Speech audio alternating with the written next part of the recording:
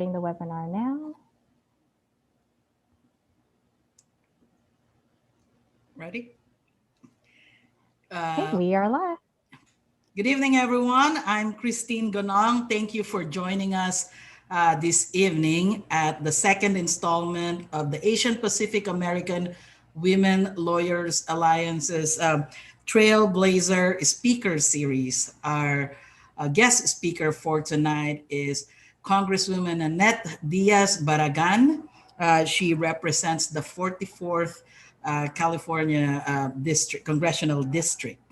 Before we begin, I'd like to thank our co-sponsors for this event, the Women Lawyers of Los Angeles, or WALALA, the Mexican American Bar Association, MABA, Women of Color in Law, the Latina Lawyers Bar Association, the Black Women Lawyers Association, and the California Women Lawyers. Thank you so much to our sponsors for helping us in publicizing this event.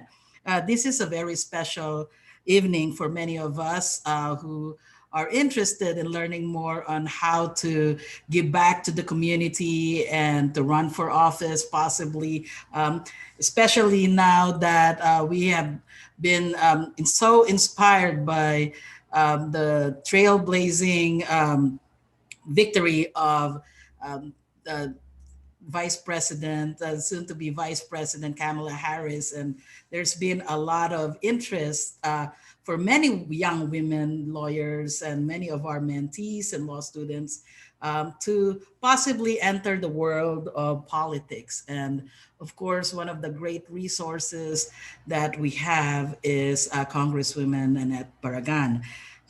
Let me introduce to you, give you a brief introduction of Congresswoman Barragán. She was the first woman in 12 years to be elected to the Hermosa Beach City Council and was then elected by her peers as the first ever Latina to serve as mayor of that city. Prior to running for an elected post, like many of us, she practiced law for 10 years. And then in 2016, she ran for Congress and won. In Congress, she was elected in her freshman class as the president of her class and the regional whip. In 2019, she became the first Latina in 10 years to hold a seat at the exclusive House Committee on Energy and Commerce, and only the second Latina to ever do so. Nanette, thank you so much I know you're super busy right now, especially this time of the year, but thank you for being so generous with your time. Personally, I'm just so happy to see you after so many years. We go back a long way from college in our days at UCLA and Washington, D.C. And it brings me a extreme honor and humility to be here with you and to catch up with you. And thank you for having me. Yes. Congresswoman Barragán, first of all, before I turn the podium to you, I'd like to congratulate you for being recently elected as the first vice chair of the Congressional Hispanic Caucus. Congratulations, that's a recent victory. And also, I know that you're a Dodgers fan, so congratulations for Thank you very much. the World Series. One of the high points of 2020. Yes, right. And of course, for me, the change in administration. So yes, for many of us, that's our high. It brought us so much hope and light. Before we start, would you like to share a few remarks to our audience? Well, I just want to thank everybody for joining us. Thank you, Christine. Thank you to Madam President of the Asian Pacific American Women's Lawyers Association for all the work you do. Everybody that's here, you know, it's an honor to share my story. And I just remind people, everybody's path is different, and so it's following your heart and your passion is the biggest thing. I was a lawyer like many who are here, and didn't think I would run for office. So sometimes you can't plan these things, but I'm looking forward to having our conversation and answering questions that might be helpful to other others who are thinking about public service, or maybe they're getting ready to enter the law practice, and really, maybe sharing my story will be helpful in other people's journeys. Thank you. So let's start with that from the beginning, because as I have mentioned earlier, when during our meet and greet, I have received a lot of questions from. There was one from a second year law student, a few from young women attorneys who just are starting out, and they've been inspired by the 2016 election and the thereafter the Women's March, and a lot of um, a lot of women are now thinking of running for office. We believe that we could contribute in public policy making, and so putting that as a backdrop, I'd like to ask you. You were an attorney for 10 years. So how did you get started? And how did you dream about or came up with the idea of running for office? So it kind of goes back a little bit in order for me to explain. And that is, when I was at UCLA and I was at college there, I had never been to Washington, D.C., and I was a political science major. And I'll never forget, I walked into the Career Center and I said, maybe I could visit Washington, D.C. I am a political science major. And an advisor said, you could work anywhere you want, the White House, the Supreme Court. And it was that encouragement that I got to apply to be an intern in college. And next thing you know, I was working at the White House. And I said, well, if I go back and I work hard, maybe one day I could serve another president. So in college, my thought was, maybe I'll come back to DC as a staffer in the White House one day. Mm. And so that always was in the back of my mind. Now, I ended up finishing college. I went to law school, and I came out of law school with a lot of debt. So my only thought at the time was getting a job, paying down debt, and then trying to do more of the public interest work. And so during that time, I was very engaged and involved with political organizations because of my experience in DC. So I was involved with the local Democratic Club. I was helping other candidates and other elected officials. And then I would become friends with people who were running for office. It really wasn't until 7 years in, I was practicing law for 7 years before I finally said, you know what, I've paid down some of my debt, and the 2012 election was about to happen. I'm a Democrat, and the news was that President Obama was running for re-election and he was in trouble. That's what the news said.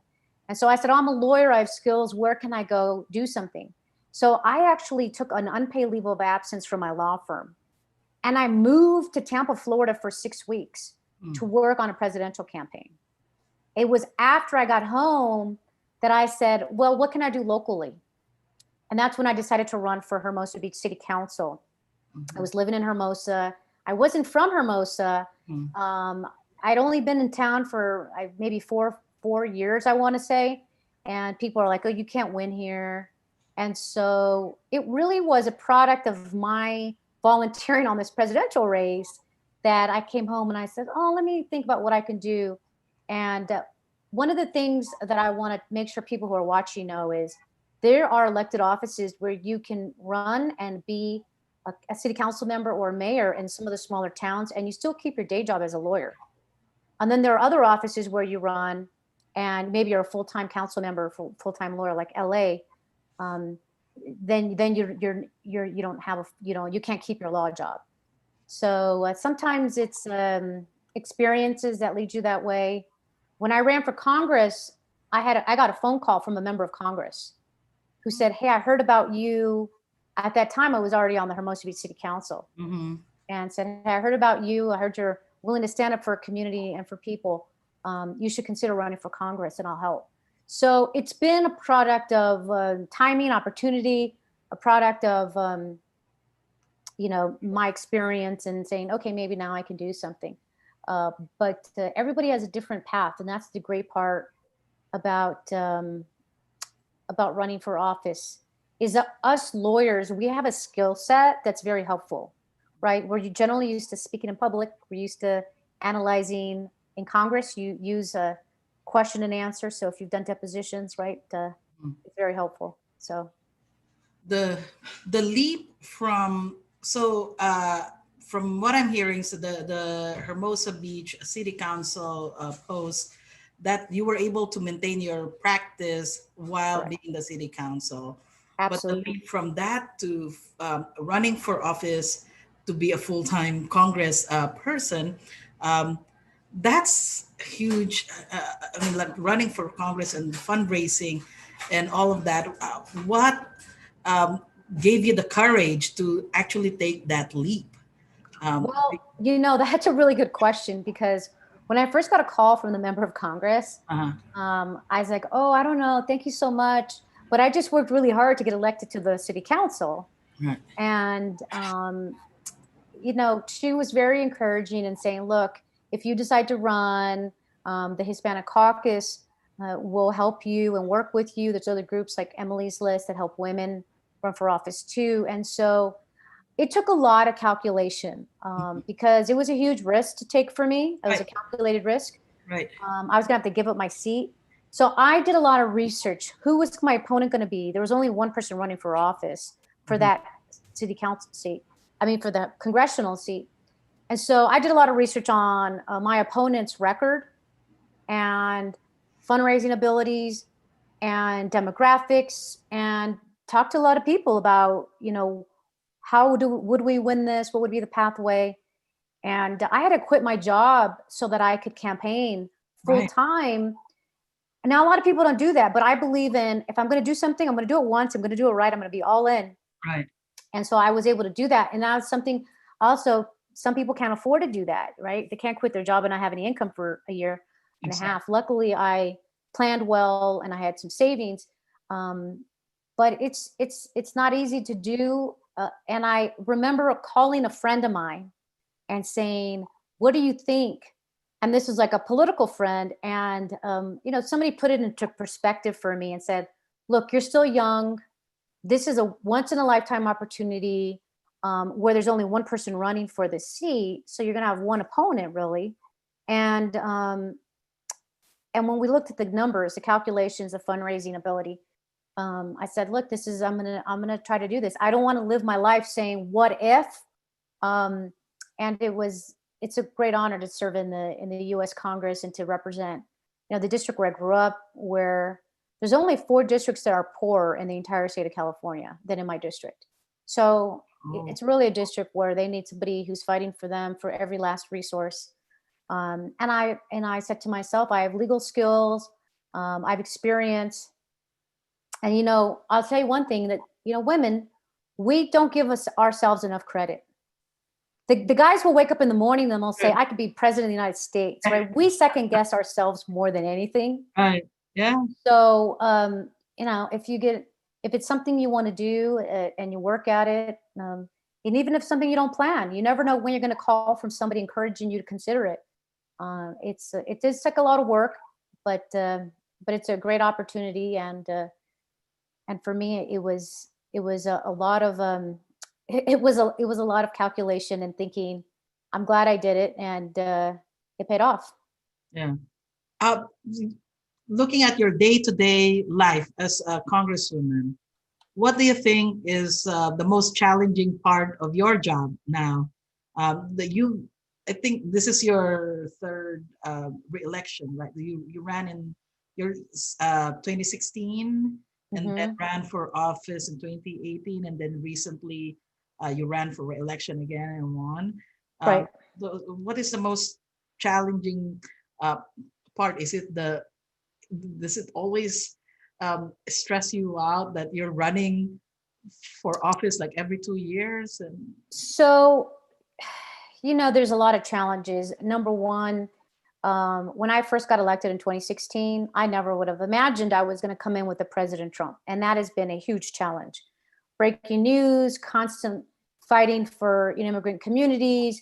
So I think the first challenge politically is having been a member of Congress with a president who runs all over immigrants, the rule of law, uh, and is not normal in the sense of what we've had before in an administration. Um, More on the personal side, it's the travel, not seeing your family as much, on the campaign side, you're always campaigning, right? Right. Because it's a 2-year term, you get reelected and you are then thinking, okay, I'm gonna have to run a campaign in about 1 year from now. Exactly. And so you're preparing for that.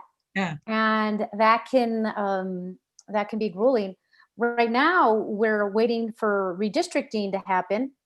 And so between now and the summertime, I have no idea what my congressional district will look like, or if it remains intact. So there's a challenge in the fact that, you know, I'm not really going to know what the campaign will look like, you know, that's coming up. And remember, since California moved its elections up to March, its primaries, we're here, you know, once you hit January, you're already thinking about, wow, my election is in a year, you know, year and a couple months. So it's ongoing, but there is so much more reward in being a member of Congress. And it's such a privilege and an honor to be able to serve. I think when I first got into Congress, during orientation, they tell you that only, I think 20,000 people, they said you could fill like a basketball stadium to say how many people have served in the history of this country in Congress. So it's a real privilege to be able to do it. And the hardest part sometimes is when you have constituents who you want to help, and you go fight for them and maybe you can't get the outcome that you wanted, or when there's people really in need and we can't move legislation and pass legislation to help people. It's happening right now with COVID-19. People are struggling. They can't pay the rent. They're hungry. They're unemployed. Maybe they're sick. Maybe they lost a family member from COVID-19, and they just need a little help. And you know, we passed legislation in the House earlier this summer, but we haven't been able to get it through the Senate, and that can be very frustrating as a member of Congress because you want to help people, and that's what we're in it for, is to help people and be of service to improve the quality of life for people.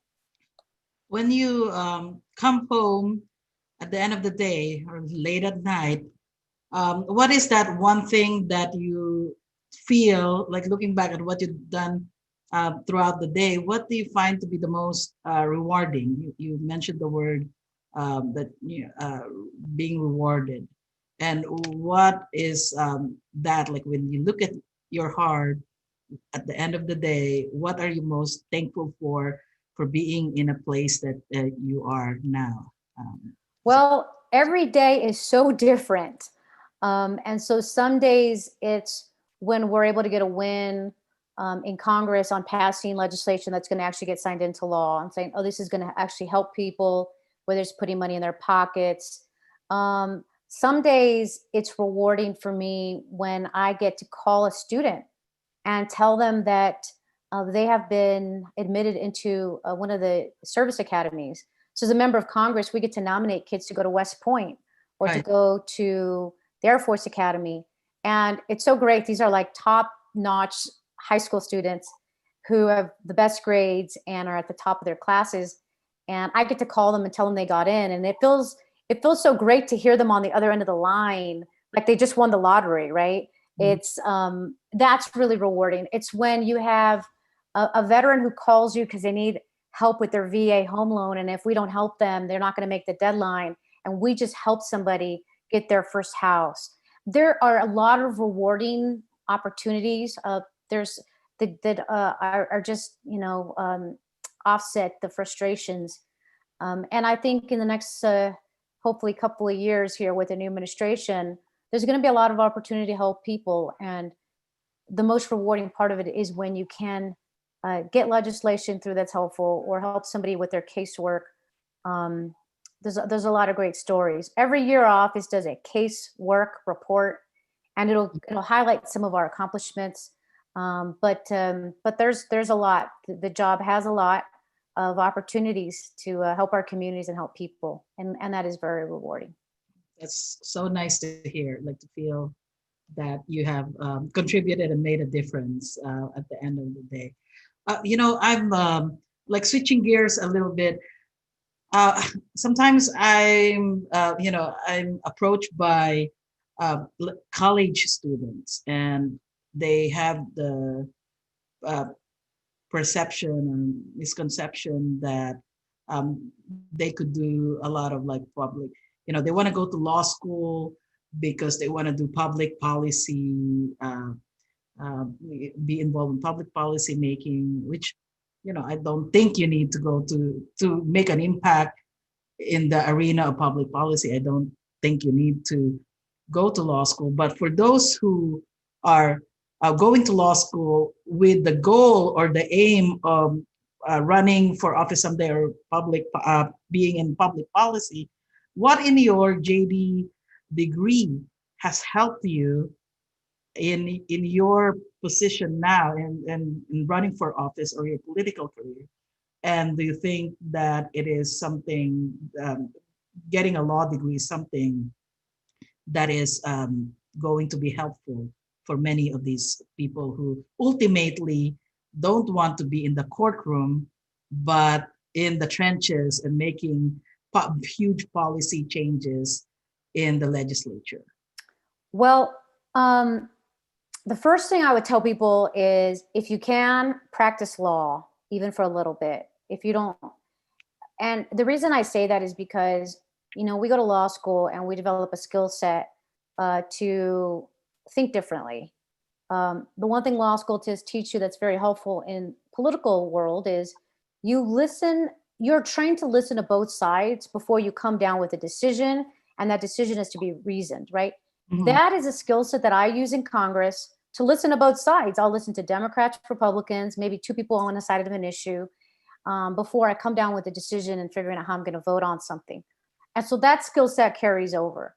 If you've practiced law before, like I have, I practiced for 10 years before I went to Congress, was I had the opportunity to do depositions, to do questioning, interrogatories, writing, making arguments on paper, in legal briefs. All of that has been very helpful in Congress because if you want to convince your colleague how to do something, it's the skill set of persuasion. Sometimes you're doing it in a 5-minute period in a congressional hearing. You have 5 minutes to ask questions of somebody and to get the answer. And that takes a skilled person. When you've gone to law school, generally you're taught to listen to the answers and ask follow-up questions based on answers are given to you, not just a script. Something that you develop if you've done depositions before. Public speaking. Right. There's a lot of, I think, carryover. There's also, if you've gone to law school, you've generally looked at laws before, some kind of laws, and Correct. we're drafting laws. And so in Congress, when you're drafting legislation, if you have some understanding of having read cases, especially when they talk about congressional intent and what did the legislators mean, that gives you just a different perspective that you bring that I think adds value when you are drafting legislation yourself. So I think there's a lot of benefits there.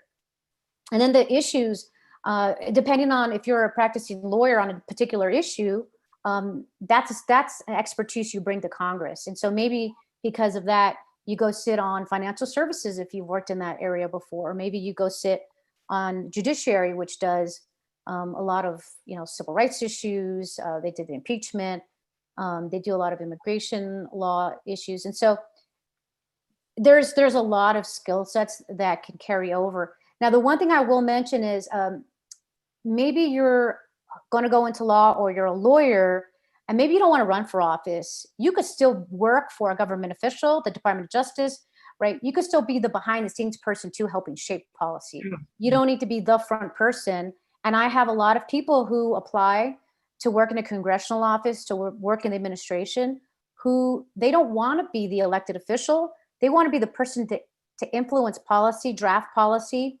And the reality is that it starts at the staff level, right? I may come up with an idea, staff members may come up with the idea, but a lot of the work in drafting the legislation, building the coalitions, getting it done is done behind the scenes by staff, and you can't do it alone as an elected official. So there is a lot of opportunity if you want to work in policy and help shape the law. And even if you don't do that, you can always be part of a group that goes to the Hill, right, and influences policy and has that input with policymakers. Now we have a lot of I solicited questions from our audience, and we have a lot of audience who asked the same question. There are many of them who are going to law school knowing that they will run for office someday. So they already have a 10-year plan or a 15-year plan. What advice can you give to those law students and young women lawyers who are now gearing up to um, prepare for running for an elected office? Well, the first thing I could say is, before I forget and I lose it, is timing and opportunity is everything, right? We can have a plan about what you're going to do in 2 years or 4 years, but be open to the idea. Maybe another seat comes up that you didn't think about, that maybe you're better suited for. Maybe you have a better shot of winning that. Be willing to consider things that come up when timing and opportunity align themselves, and that's what happened with me. I never really plan on running for Congress. But if you're going to get into public service, if you want to run for office, start building the network that you're going to need, because when you run for office, generally you have to raise money, and you have to call everybody you've ever met before, every network that you have, and then every person you've ever basically touched. And so building those relationships with people that might help you out, your friends, your business associates, your classmates, you just never know how they can be helpful for you. So building that network is the first thing I would say. Being engaged and active, whether it's in a local organization on an issue that you care about, or whether it is in a political group that you're aligned with. Maybe it's volunteering with a candidate. Maybe it is interning in an office. We have quite a number of law school graduates who will go from law school to working in entry-level jobs on the Hill just to get their foot in the door, to understand the process, and to be able to work their way up on the Hill. There's also people who do that because they want to be policy advisors to senators on different issues. So, for me, it's going to sound, something you hear all the time. Follow your passion, but when you're getting ready to run, make sure that you're doing these extra things, like you're engaged, you're building those relationships and those friendships. And it's helpful if you do that within the area where you're going to run, because you want people to be able to know who you are, right? Talk about what you've done in the community. Those are all very helpful things to do. I think the one of the most intimidating aspect in running for office is the fundraising part. You mentioned building your network, being engaged with your community and your potential constituents. But I think that people get scared when you talk about fundraising, because it's no joke if you're running in a district or you're running in a jurisdiction that is huge with a lot of constituents, and so how do you even start doing that? So when you ran for Congress, you already have some kind of network that's built in, because you were at Hermosa Beach as a council member. But when you first ran as a council member, how did you even start doing that, building your war chest? Right. So first of all, I would recommend taking one of the many programs and trainings that there are for, getting prepared to run for office, something like Emily's List. That's what I did. Mhm. Bottom line, what you do is you basically go through your Rolodex and you start building out your Rolodex. Maybe looking for a list of people that you graduated from college with, and you go through the entire list and you figure out who you can call. And then after you call they tell you there's a method to this. You call everybody in your family, then you Yeah. call your friends, and then you call your colleagues, and then you call everybody else that you've ever met before in your life. And then the last ring is people you've never met before that are politically inclined. Okay. And there's list of people who you maybe have never met before, who historically like to give to causes. And so there is a method to the madness on developing your Rolodex. Yeah. But it reminds me, Christine, of the moment that I got the call from a member of Congress Right. who said, oh, I heard about you. You should run for Congress. You should consider running for Congress. And I said, well, I hear that to run for Congress, I need to raise at least $1 million. Where would I find $1 million? Exactly. I said that exact thing. Yeah. And she said, well, you know, you were a lawyer at a law firm. You call your colleagues, you do, you know, and she kind of went through who you would call. And then she says, and, you know, Emily's List, if they support you, will help you. And the Hispanic Caucus, you know, that she was a member of, you know, if we can get their endorsement, they'll also help you. That's why I quit my job, was because I had to call people every single day. Right. And I'm not going to lie to you, because I think people should know what it is. When you're running for Congress, you essentially are a professional fundraiser, because that's all you're doing. Unless you're independently wealthy, or you can say, I'm going to put $2 million of my own money in. And I don't know that many people that can do that. Right. Is you are constantly on the phone trying to raise money. And the reason you need to do that is because you could be the best candidate that there is. And if people don't know about you because you don't have the money to communicate what your vision is, what your positions are, either through the mail or television or, you know, through digital advertising, then it's going to be hard to win because people don't know who you are, right? You can't knock on 700,000 doors, right? I have 700,000 constituents. Now, voter-wise, there's probably about 400,000 voters, but you can't knock on 400,000 doors. Even if you've knocked on a weekend, right, you get lucky when you get a connection and somebody's actually home. So it is overwhelming, and it is harder for women than it is for men. And we historically have seen men also write bigger checks to candidates. And there still isn't enough of a network. There isn't enough women who give to candidates. And sometimes, you know, women hold women at a higher standard. So there are some challenges, but there is progress being made. We've seen more women elected to Congress than ever before. In 2018, we've seen a surge of women running and winning. And I think that's all very positive. So I would just encourage you to, if you're getting ready to run, come in with the understanding, knowing that it's going to be harder for women. We have a harder time asking for money too, by the way. Guys can get on the phone and they'll be like, hey dude, will you write me a check for $1,000? Us women, we don't really do that with our girlfriends, right? Yeah. We have to have a whole conversation. How are you? How are your family? We do a lot more small talk.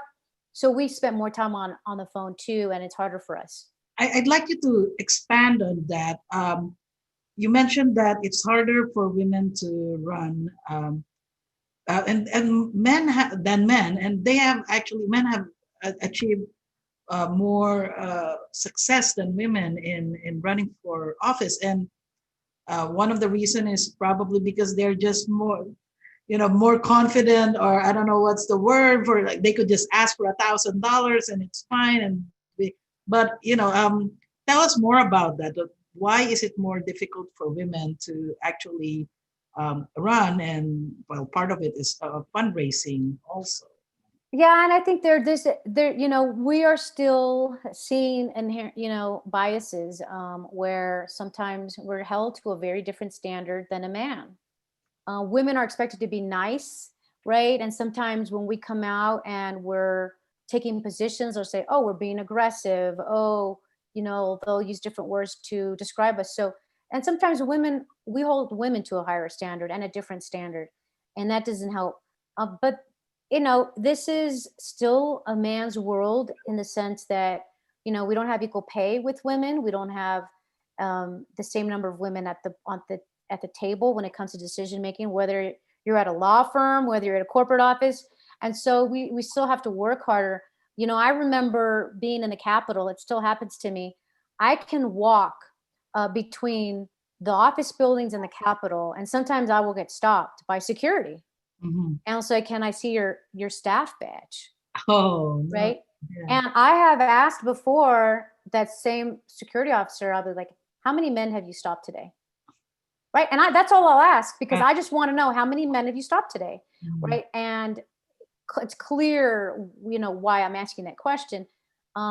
but we still are in a world where there's bias and there's gender bias, and women are held to a higher standard, which is why I think it's so great to see Kamala Harris elected vice president, because women are making strides to be on equal footing.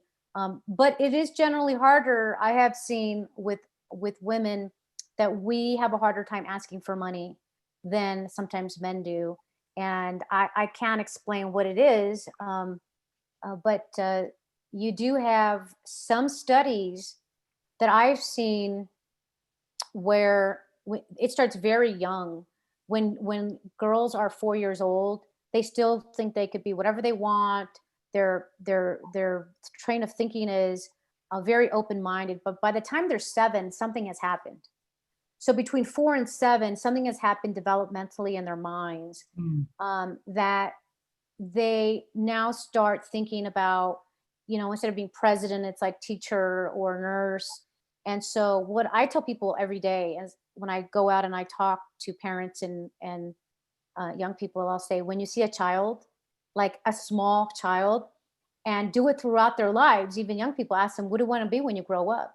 And when they tell you, I want to be a teacher, just say, that is great. My sister is a teacher, or my sister is a nurse, but how about president of the United States? And if we start asking our young children at a very early age that question, right? By the time they grow up, if they keep hearing that every year from somebody, they're going to know it's normal. It's okay that you too can be the president. You too can be, the doctor, whatever it is. And we just need to continue to inspire young girls everywhere to let them know that they could do whatever they want, that we are making those strides. So just don't let people tell you you can't do something. It happens all the time. Yeah. Women candidates get told, it's not your turn, wait in line, this man is ahead of you. If we do that, we're going to be waiting for a long time. So let's not wait. That's a great advice. Just hopefully with the election of Kamala Harris as vice president, people are going to be used to seeing women in charge of in key roles in public office.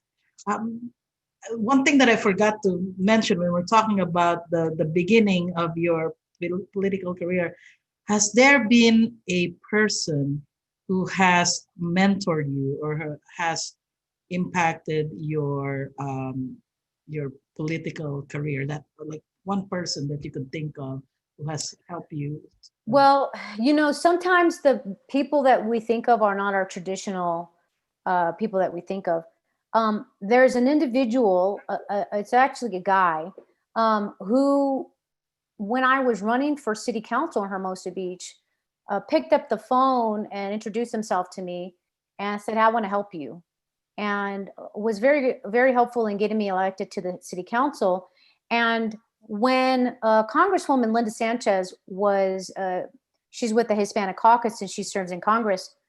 When she was trying to figure out who might be a good candidate to run for this vacant seat, she called this friend of mine that I know, a political friend of mine, and it was the same person who helped me get elected to the city council.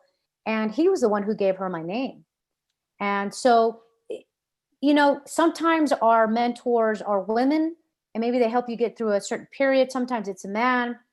But I've been lucky in the sense of, when I have had a concern or a question, I've historically have had at least somebody I could call on. So for the congressional race, once I was in the race and the Hispanic Caucus was helping me, I would call a number of the members of Congress. Sometimes it was Linda Sanchez, sometimes it's another member called Ruben Gallego. But you don't need to know a member of Congress to run, and you don't need to know a member of Congress to walk you through the process. It's having a supportive network. It's doing the work. It does help to have an organization like an Emily's List, giving you some guidance and answering some questions. And they were helpful in doing that. And I was lucky in the sense that, because I was politically involved and engaged, I had some friends that were in elected office. I mean, I knew Eric Garcetti back in 1999, before he ran for anything. And we were painting signs for the 2000 convention. And, you know, who would have known he would have become the mayor of Los Angeles, and in the future, who knows what else, right? But I had the ability to have somebody in elected office I could call and ask questions of, or see at events. And um, that helps if you've been involved with a political organization. You will inherently meet elected officials, and you'll meet people maybe who work for an elected official, and all that's very helpful. Do you, switching gears now, now looking at your day-to-day life in Congress at the Capitol, do you ever feel they call it imposter syndrome?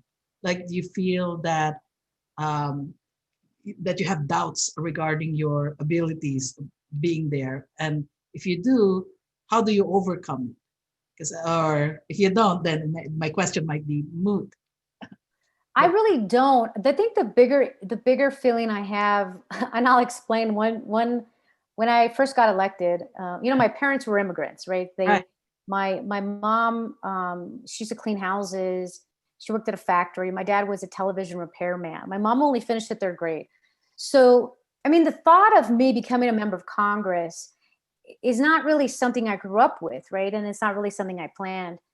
But I remember when I was running for office, when I was running for Congress, I remember there would be nights I'd be laying in bed, be like, wow, if I win, I'm going to be like a member of Congress. This is really cool. Right. And then once I got elected, Yeah. I remember going to DC, and you're in the Capitol, and you're on the House floor, and you're like, wow, like this is where I get to work. This is quite an honor. Right. And I still feel like that every time I go into work, into the office, is I look at the dome and I'll be like, wow, I can't believe I get to work here. I get to serve the people. Yeah. And I'll never forget my first year, I was sitting in my office, in my congressional office in DC, and I was watching we all have our television screens on. Right. We're watching the House floor, and in another screen, usually you have on CNN, MSNBC, Fox, whatever you watch. And I had MSNBC on the screen, and I saw that there was a protest going on in the Senate on the steps in support of the Affordable Care Act. And I looked up there, and I happened to see Cory Booker was one of the speakers on the bullhorn they had. And I happened to have met Cory Booker a few weeks, maybe a month ago, as a member of Congress, and I had his phone number. Uh-huh. So I texted him, and I said, I can't believe you didn't invite me to the rally. And I didn't expect at all for him to respond to me. Uh-huh. And within a few minutes, he said, come on over, I'll let you speak. Ha. And I remember thinking to myself, are you kidding me? Yeah. Like, here I am, a member of Congress. I ran over to the Senate. Yeah. And I'm standing up there with Elizabeth Warren, Dick Durbin, Oh, people who historically I've seen on television fighting for, increasing minimum wage, workers' rights. And here I was amongst them, being an advocate for the Affordable Care Act. And Cory Booker, introduced me and handed me, the bullhorn. And so it's moments like that you take a step back to reflect on how fortunate and how much of a privilege and honor it is to be able to be there to fight for, our rights for, better pay, equal pay, so many issues. And healthcare, of course, is going to be a continuing fight in the next several years. So, just things like that where I've had experiences where I continue to be, just really blessed and grateful to be there. right. I've seen that photo, by the way. I think that's a very in the steps of the Senate and Elizabeth Warren and you. That was a very historic photo. Thank you. Really nice. I have some photos I cherish a lot. Yeah. During these politically divisive times, I guess we don't need to worry about being in the same, now that everybody's avoiding big gatherings during the holidays. We don't need to debate with like people about politics at the dining table, but you have to deal with people who have different ideological beliefs than you on a day-to-day basis in Congress, and also at your constituency, right? Like when you come back here at home in California. How do you the deal with, how do you build relationships is the question that I've gotten from one of our viewers. How do you build relationships with people who are ideologically different from you, such as your constituents or your colleagues? Well, people would be shocked to learn that we get along and that we like each other.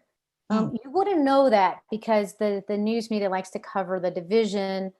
But for the most part, I like to tell people, when I was a lawyer, I got more done when I was friendly with opposing counsel than when we were always fighting at each other, right? When you need an extension for your interrogatories, Right. you want to be friendly with opposing counsel. If you're going to settle a case, you generally want to be friendly with opposing counsel. The same is true in Congress. You want to get something done, you want bipartisan legislation, you've got to find a way to find common ground and work with the other side. So there are different ways to do that. When I was the president of the freshman class, it was the Democratic freshman class. I worked very closely with the president of the Republican freshman class to put social events together, because there are none in Congress. If we don't go out and do it ourselves, they're not there. Mhm. So we would do social events together. I'm also one of 2 women who play on the men's congressional baseball team. And through that, a lot of Republicans have come to know me. They're like, oh, you're one of the girls who plays baseball. Ah. And I've built a lot of relationships through that.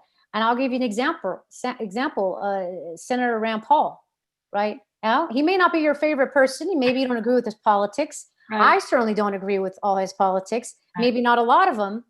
But once a month, when we get together in the Library of Congress, senators and members of Congress get together for these dinners, he'll see me. He knows who I am. We chat. We say hello. And so there might be an opportunity there to talk to him about something to work on together if we have common ground. So there is opportunities, and I think it is in the interest of the American people that we find ways to work together. We find ways to find common ground, because when that happens, it's only going to help everybody. And that's what we're in the business of, helping the American people. And so there is opportunities, and I've tried as best I can to build those relationships. We also do these CODELs, these trips overseas. I know this is the last story I'll share, because I know we're going to cut here on time here, is because I play on the congressional baseball team. In the first year, there was a shooting. You may have read about it and heard about it on television. One of the members that was the target of being shot was a guy out of Mississippi named Trent Kelly. Now, he and I probably don't agree on almost anything politics related, but the Republicans were in power, and he came to me and he said, I'm leading a delegation of members of Congress to Afghanistan and to other parts of the world to visit our troops for a week. Would you like to come? And I was one of 2 Democrats that got to go on that trip with a number of Republicans. And so it's on trips like that you get to interact, get to know them, maybe more personal, hear their stories, and build relationships. So there's a lot of work to do, and we have to keep doing that. You don't let the differences, ideological difference, get in the way. It doesn't.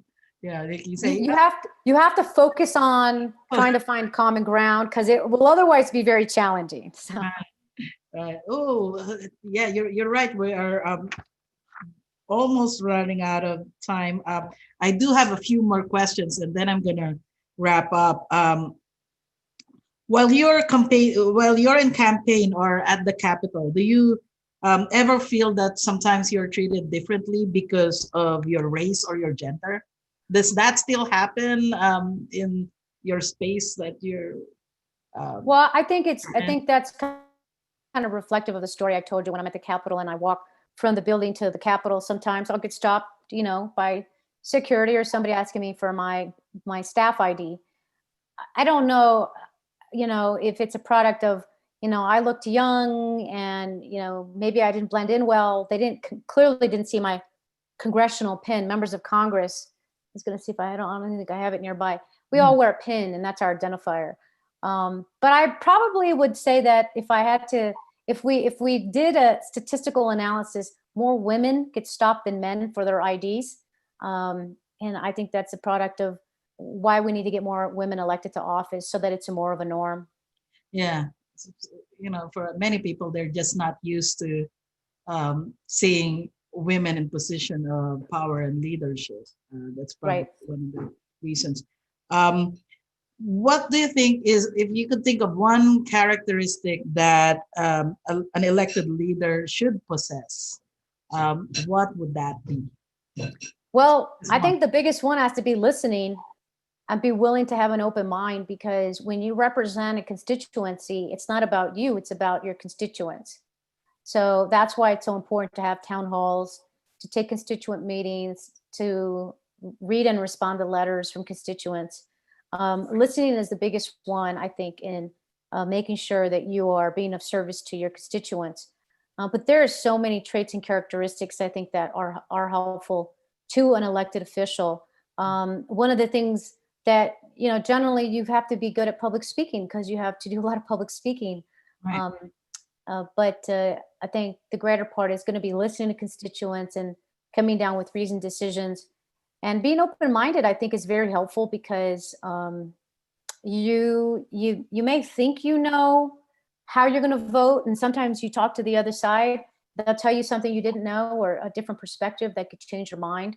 And so those are all pretty valuable skills to have. I think those are probably the biggest ones. Yeah, I mean, listening. And now, you watch the news and people talking over each other and not listening, and everybody just wants to talk and not to listen. It's a good reminder that, it's a very important skill to have, and maybe we could resolve more problems if we only listen to the other side. Yeah, and sometimes when you watch television you see coverage of like congressional hearings, for example, Right. you'll see a member have to cut off a witness. And the reason you have to do that is you only have 5 minutes. And there are some witnesses that are experts at killing the clock. They'll keep talking and filibustering to get to their 5 minutes, which is why you will hear a member of Congress say, "Reclaiming my time," right? That means that person's probably not answering your question, and you want to get back to being able to ask questions. So when that happens, it's usually hostile witnesses that come in. Maybe it's a witness from the administration of the other party, and they don't want to give you the facts or the truth. And so, but generally, debate even on the House floor is pretty cordial. It's run by a parliamentarian, and so you have to be recognized. So it's now television alone is different. If you're going to be network television, is very different, right? They Right. want people who are going to come on, who are going to say controversial things. They want people to come on and say things that are going to make news. Right. Yeah. True. I mean, they sometimes pick people because they don't listen, and they just want to drown the other side, and they're all in the same panel and people talking over each other. One last thing, and I will close with this. We know that you're a Dodgers fan, so how did you celebrate the World Series victory? Well, I basically just I have a sister who is a huge Dodger fan too, and so the two of us were jumping up and down, screaming, hugging each other, and just kind of reminiscing a little bit about how long it had been. It's sad we didn't have a parade, and I still am hopeful that if the Dodgers go to the White House and we have a vaccine, maybe I'll get an invitation and be able to celebrate properly, since things are a little more challenging right now. Nothing. So, either that or we could just win again next year. Hopefully, we'll be able to celebrate too. That would be good too. Right, absolutely. Hopefully, the vaccine comes out sometime soon. But anyway, well, thank you. Any closing remarks before we wrap up? You're such a great resource, and I wish we have more time, but I'll leave the podium to you for a bit. Well, thank you. I just want to thank you for having me. Thank you for everybody helping support women lawyers everywhere and law students.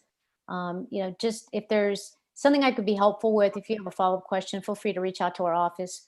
We want to be of help and assistance, whether it's on advice like this or if it's on an issue that you have, cutting through the bureaucracy.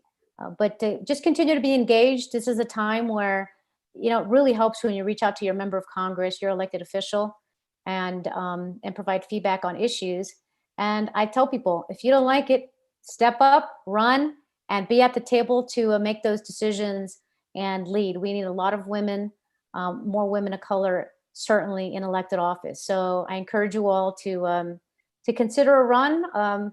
Certainly, whatever you decide to do, wish you the best, and hopefully we'll see you around. Thank you so much, Congresswoman Barragán.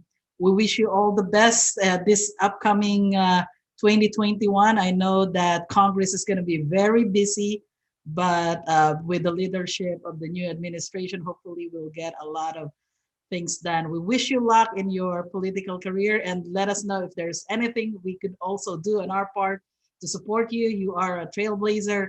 You are a great leader and an inspiration to many young women lawyers.